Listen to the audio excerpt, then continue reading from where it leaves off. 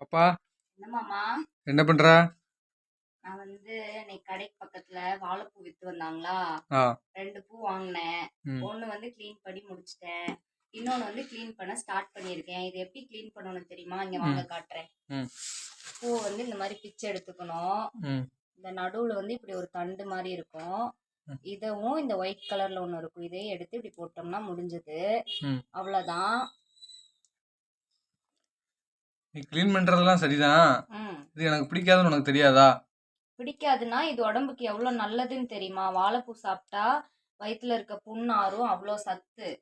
இதெல்லாம் அடிக்கடி நம்ம உடம்புக்கு எடுத்துக்கணும். நீங்க இதெல்லாம் சாப்பிட்டு பழகாததுனால தான் உங்களுக்கு உடம்புல அப்பப்போ ஏதாவது ஒரு நோய் வந்துட்டே இருக்கு.